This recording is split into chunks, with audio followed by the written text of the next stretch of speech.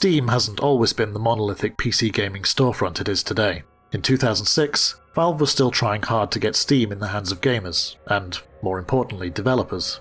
At that time, Steam consisted only of 85 games, with almost half of them being either official Valve titles or mods thereof. Valve was just beginning to carve out their own corner of the PC gaming market. Having recently gained independence from their original publisher, Sierra, they were ready to become a full games publisher unto themselves. As part of their push, Valve hosted a private 2-day convention in the summer of 2006. It was kept under tight wraps, and has never been publicly discussed, until now. I'll be your host, Irby, and today we'll be talking about the first, and only, Steam Developers Conference.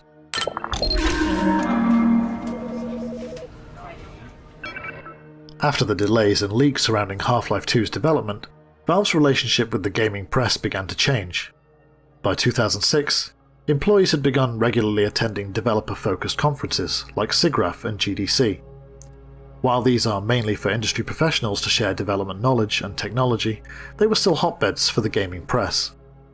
Although Valve's engineers were all too eager to talk about the new tech powering the Source engine, they were more hesitant when it came to their games in active development. So, Valve planned a private conference, a meeting of select development teams currently using Steam or the Source engine. It was to take place on June 6th and 7th, 2006 at the Hyatt Regency Bellevue Hotel on Seattle's east side.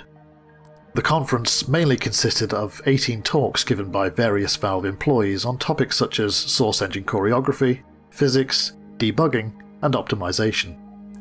These presentations started at 10 AM and continued until 5 PM on both days.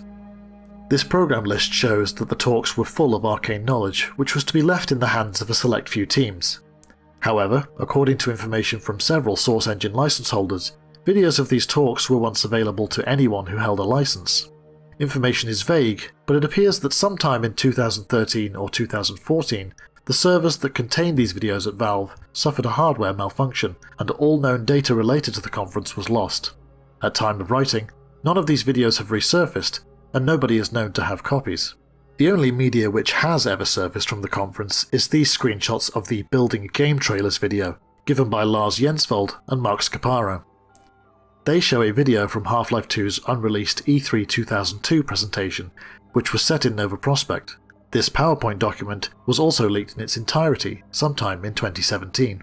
The conference's agenda also contains 4 show and tell segments, in which various developers from different teams would showcase their projects for other attendees to play and discuss the games in development. Based on the information given in the agenda, this would have included 11 third-party games, 3 Valve games, and Source Filmmaker.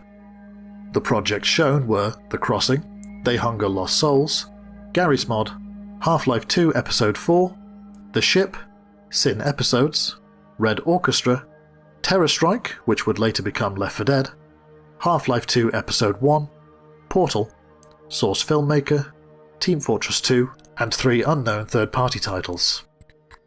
These segments merely consisted of rooms filled with computers where attendees could play each other's games and discuss them amongst themselves. Given this, any official documentation is unlikely. It is unknown if more conferences were planned, but regardless, it never occurred. It would be another 8 years before Valve would try holding their own developer-centric conference again. In 2014, Steam Dev Days was publicly announced as a closed-door symposium for many of the new developers that Steam had gained. Valve had no games to show, and instead allowed their fellow Steam platform developers to present talks, sharing the videos on YouTube after the fact. Clearly, things have changed since 2006.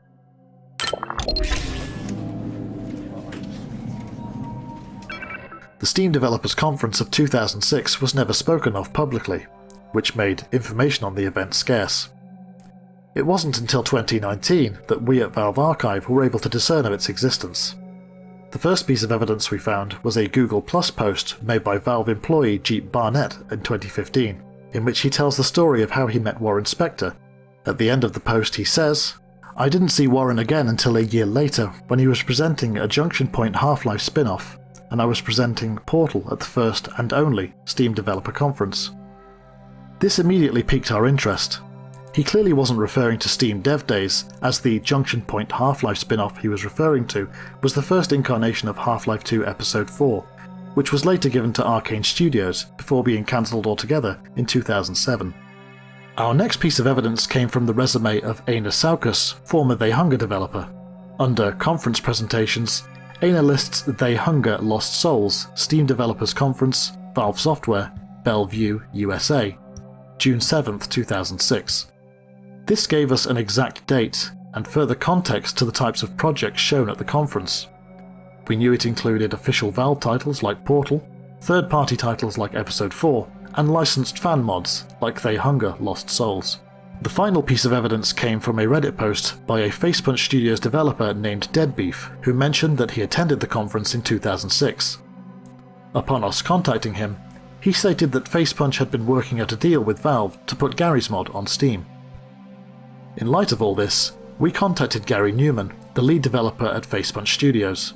He provided us with some of the documents that were given to attendees, including the program list and conference agendas previously shown. These sources have provided valuable insight into what must have been a very interesting time for Valve and their third-party associates. While more documentation surely exists within the walls of Valve, it is unlikely that we will see it anytime soon unless there is a significant push by Valve's community to reveal more about the conference. However, we at Valve Archive will always be seeking out new information on obscure topics such as this. If you attended this conference and you want to share your memories, please contact us on Twitter at Valve Archive. If we learn any new information, we may make a follow-up video.